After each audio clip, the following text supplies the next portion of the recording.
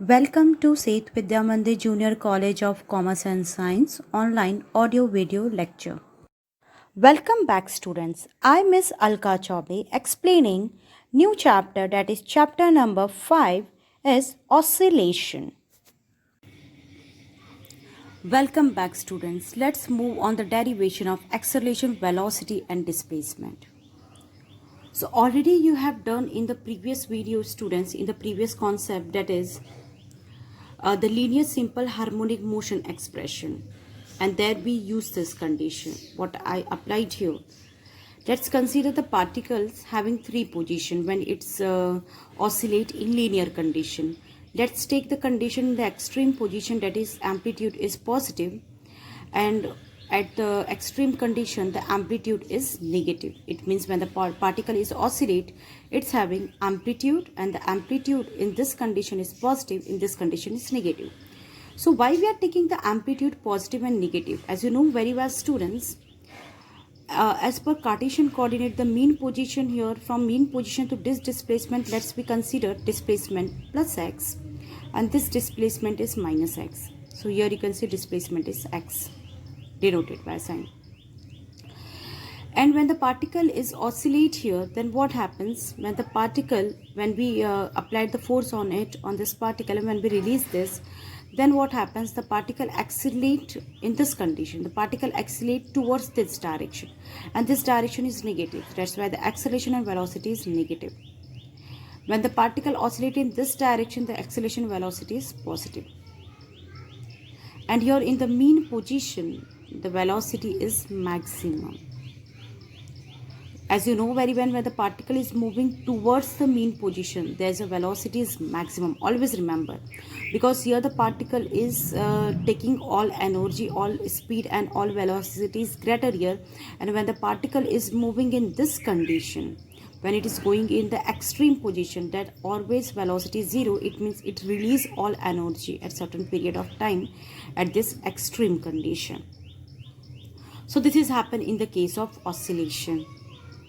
And at the mean position students, this displacement is 0. But at the extreme condition, the displacement is divided into two parts, that is positive and negative. And at the extreme condition, the velocity is very minimum, it means nearly to 0. And the at mean position, the velocity is maximum. When the particle is moving towards the mean position, it's having a high velocity.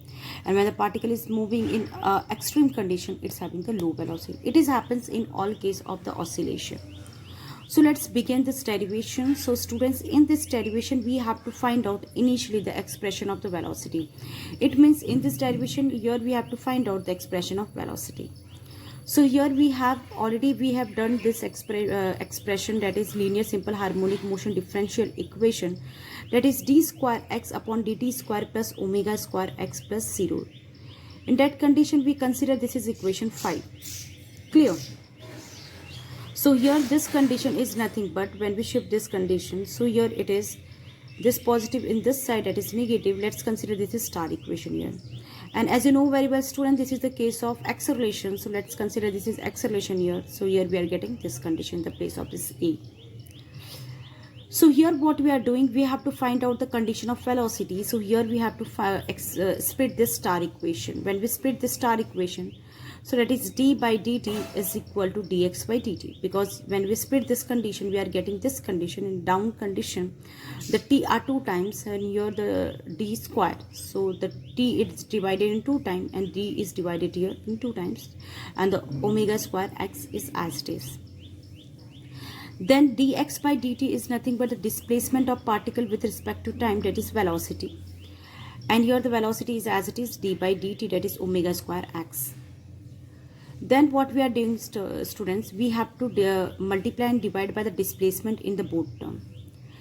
In term of velocity we are dividing the displacement, and in the term of time period we are multiplying the displacement and omega square as it is.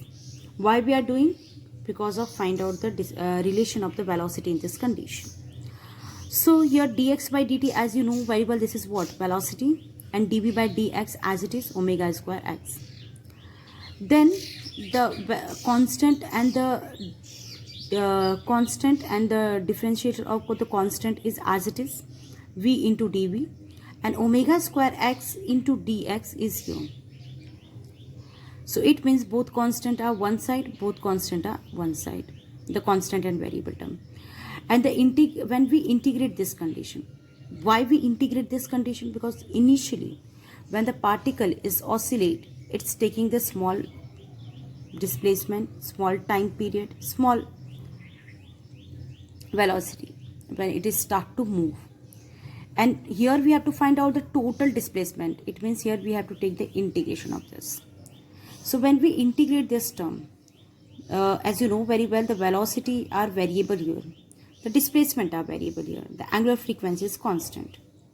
So here we are applying the integration on this term.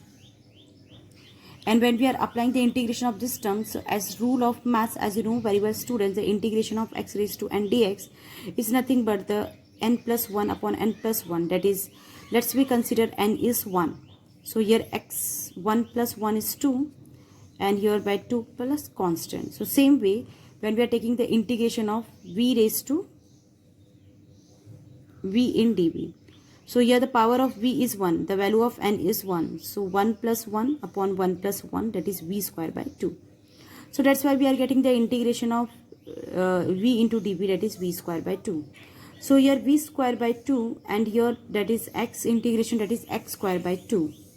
And the constant is as it is plus c. This is condition 6 here. As you know very well in mathematics students, the c is nothing but the integration constant here. So here let a be the maximum displacement. As you know very well students, the a we consider as a amplitude when the particle is rotate. And here students, here we are considered the condition when the particle is oscillating in extreme position, what will be the velocity. So here the condition will be same when the particle is oscillate in the extreme congestion, what will be the velocity. And that extreme condition, as you know, the gradually velocity is decreases, speed is decreases, so v is 0. So when amplitude is maximum, extreme condition, the velocity is decreases.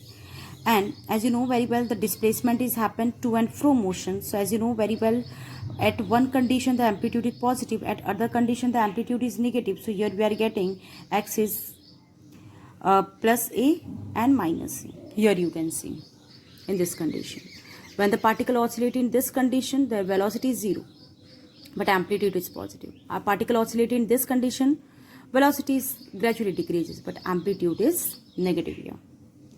So here we are getting this condition, and in the place of velocity that is gradually decreases, it's equal to 0.